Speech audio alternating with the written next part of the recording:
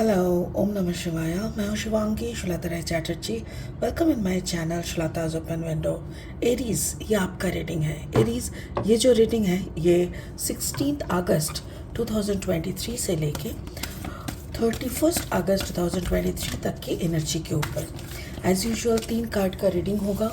थोड़ा सा past, present and future लेके हम लोग बात करेंगे और इस दौरान फोकस रहेगा आपका love, relationship, career, finance and health के ऊपर। ठीक है, तो चलिए एरीज देख लेते हैं coming the last phase of अगस्त में आपके लिए स्पिरिट क्या कहना चाह रहा है। Okay, what are the direct message from soul? Okay, unfinished symphony, ये आपका past energy है. This is your past energy, unfinished symphony, Aries, and the present is go the distance. Okay, and then the future energy is come to the age. Oh, okay. मुझे तो यहाँ पे एक complete मतलब एक ऐसा story मुझे दिखने को लग रहा है, शायद आप लोगों को भी वो समझ में आ रहा है कि कोई अनफिनिश्ड चैप्टर को कंप्लीट करने के लिए आपने एक बड़ा कदम लिए थे। आपको लगा था कि that should be your destination and you followed your passion और योर इमोशन। उसके बाद आपको पता चला कि दैट इज़ द एंड और द एज ऑफ ख़त्म, वहाँ पे दीवार का ख़त्म है। प्यार का जो भी पैशन है, या स्पिरिट का ब्लेसिंग कार्ड है फोकस्ड इंटेंशन। एक्चुअली मुझे ऐसा लग रहा है कि आपका डिज़ायर, आपका अनफिनिश्ड बिजनेस, आपका डिज़ायर एंड आपका फोकस, तीनों में हो सकता है कुछ मिसमैच हो, जिसके कारण शायद डेस्टिनी या डेस्टिनेशन, डेस्टिनी से डेस्टिनेशन आते हैं तो वो मैच नहीं कर पाए। लास्ट में इस कार्ड को हम लोग एनालिसिस करेंगे कि कैसे आपके रीडिंग के साथ ये मैचिंग होते हैं। फिलहाल लेनोर्मैन डेक से 3 कार्ड लेके रीडिंग को आगे बढ़ाएंगे और देख लेंगे स्पिरिट आपके लिए और क्या क्या कहना चाह रहे हैं।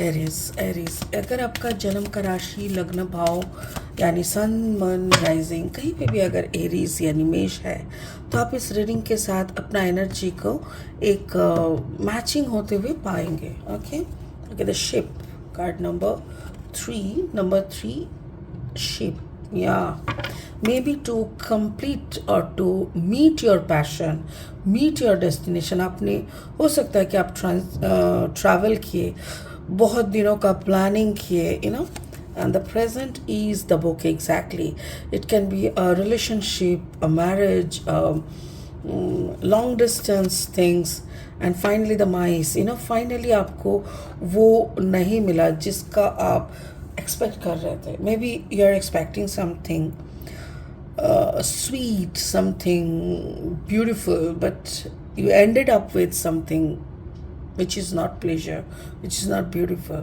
Okay, और 3 कार्ड लेंगे ओशो जैन टैरो डेक से। ये टैरो डेक मेरी पर्सनल फेवरेट है बिकॉज ये थोड़ा हाई वाइब्रेशनल है। एक एक card itself this says stories actually. Okay, तो चलिए, बाय द वे अगर आप नए हो मेरी चैनल पे एंड आप मुझे सुनते हुए एंजॉय कर रहे हो, आप मेरी कंटेंट आपको यूज़फुल, हेल्पफुल लग रहा है, तो प्लीज़ सब्सक्राइब करिए चैनल को, थम्स अप दीजिएगा अगर आप लाइक करते हो, एंड या share the content with your friends, families. Thank you so much. Okay, nothingness is the first card, nothingness, and then the second card is celebration, yeah, and finally the abundance. Oh, okay, now is the time to understand। एक एक करके हम phase को समझते हैं। ये आपका past है। पास्ट में हम लोग को मिल रहा है card number 10, symphony, unfinished symphony. Symphony means a music, it can be a music of love, passion, work, जैसे होता है ना, देखिए काम को लेके भी हम लोग बहुत पैशनेट होते हैं, तो ये सारी चीज़ें ये कर रहा है। कार्ड नंबर 10 मतलब कार्ड नंबर 1, दैट मीन्स जो आपकी ज़िंदगी का एक number 1 priority, it can be anything. तो आपका लाइफ का जो नंबर वन प्रायोरिटी था उसको लेके आप बहुत ज़्यादा सोचे समझे, and then you take your decision like to travel. Maybe आपको ऐसा लगा था इन योर पास्ट, आपको लगा था कि that there can be some third party issues. कभी कभी होता है ना कि हम एक ऑफिस में बैठ के काम कर रहे हैं और हमारे हेड ऑफिस में कुछ तो खिचड़ी पक रहा है, जिसका हम लोग के पास वो आते रहते हैं, द न्यूज़ एंड कुछ इंट्यूशनल मैसेजेस। तो हम लोग को वो समझने के लिए, फाइनली उसको ब्रेक डाउन करने के लिए हम लोग को ट्रैवल करना पड़ता।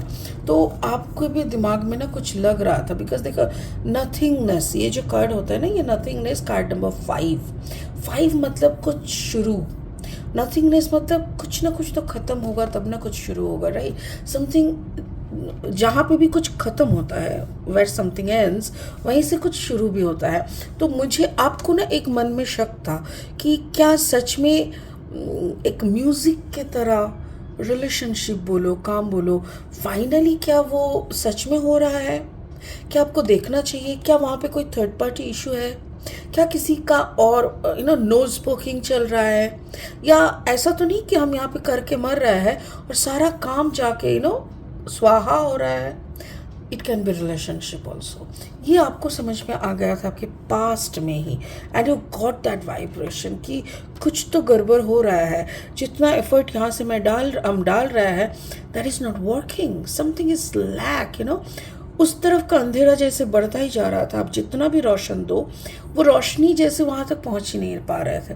तो आपका प्रेजेंट सिचुएशन कुछ ऐसा था कि आपने और देर नहीं किया, and you decide to come to the spot card number 47, 7, 8, 9, 10, 11, that means again it's a number 1 master number 11।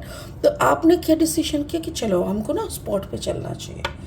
तो हम कहीं और है, खिचड़ी कहीं और अगर पक रहा है, and I am smelling it, I am getting the smell, then let's find out what is happening. तो आपने ना वो डिस्टेंस कवर करने का कोशिश की। एंड अब इस वक्त जब मैं सवाल कर रही हूँ कि क्या ये काम है, क्या ये रिश्ता है, तो my cards are telling maybe that is a relationship, एक relationship, a long distance relationship.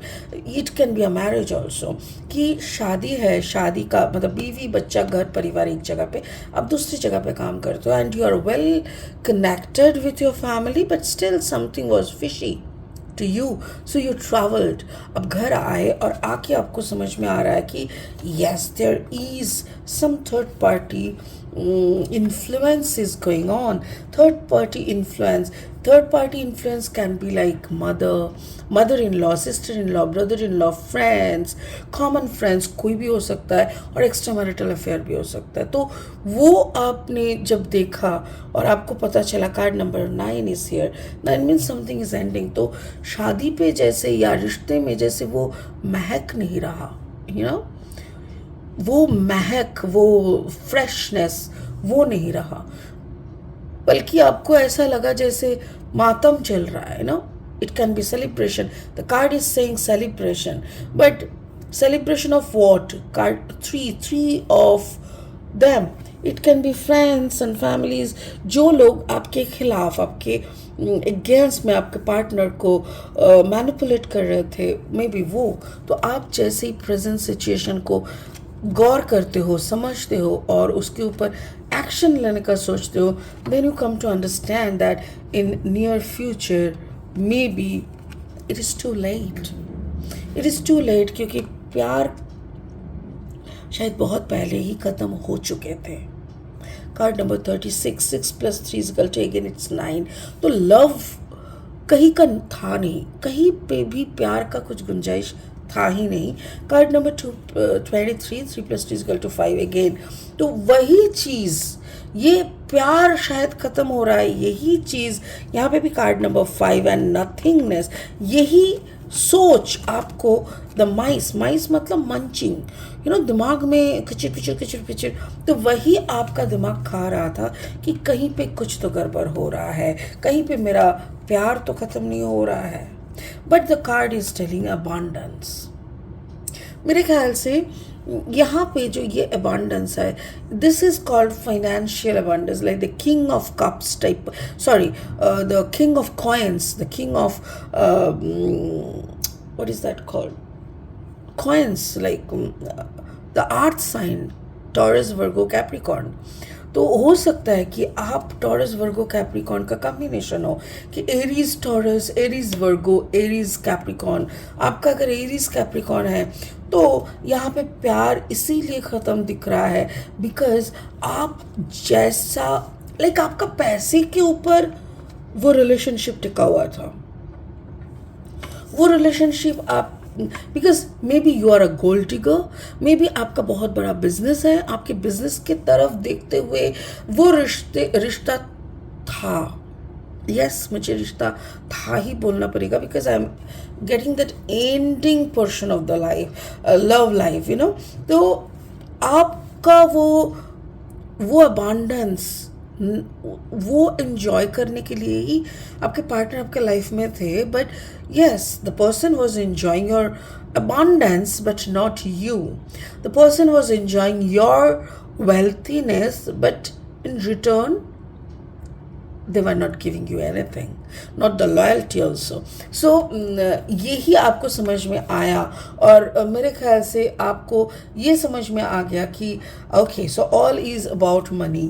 So finally हम लोगों को ये समझ में आता है कि एक तो था कि कोई प्यार नहीं था, एक तो था कि दूसरों का इन्वॉल्वमेंट था, it can be relatives, friends and third party, even some extra marital affair can happen. और ये समझ में आया कि आपका फाइनेंशियल स्टेटस को एंजॉय किया जा रहा था। सो ये कंक्लूजन में आने के बाद definitely you can take a serious step. Spirit का क्या कहना है? Focused intention. Think about what you desire. Set your sights high. Expect the best possible outcome. Actually, देखो रिश्ते टूटना बहुत आसान है, बट वो टूटे हुए रिश्ते से निकलना बहुत कठिन होता है, बहुत डिफ़िकल्ट होता है। तो वही मुझे यहाँ पे दिख रहा है कि आपका इंटेंशन पहले आपको फोकस कर लेना चाहिए कि what exactly you are going through, what exactly happening around you, और आपको क्या करना चाहिए। ये तीनों पॉइंट आप अच्छे से जज करो कि वेदर आपको उस सिचुएशन में रह के फाइट करना है कि सिचुएशन से बाहर आके, बिकॉज आपका एक देखो, invest yourself before taking decision, क्योंकि way out is very difficult. और बार बार स्पिरिट इसीलिए बोल रहे हैं फोकस, इंटेंशन पे फोकस करो। Think about what you desire, आपका क्या चाहत है। Set your sights high, like आप जितना सोचते हो ना उसको थोड़ा और हाई लेवल में जाके सोचो। Expect the best possible outcome, best way में इस रिश्ते से निकल के अपने आप को बचा के how you can do the best thing for you. इसको आप अच्छे से समझो, इसको आप अच्छे से दिमाग लगा के take your own time and take the decision and then you know jump करना तो लास्ट बात है। सो कुछ भी एक्शन लेने से पहले थोड़ा सिट बैक करो, बैठो शांति से and take your decision and then take the leap of faith, है ना। सो बेसिकली हम लोगों को जो मिला कि एरीज के साथ एग्जैक्टली कुछ तो बहुत ही बुरा हो रहा था, बैक ऑफ एरीज। तो God bless you and God give you more strength to take the right decision.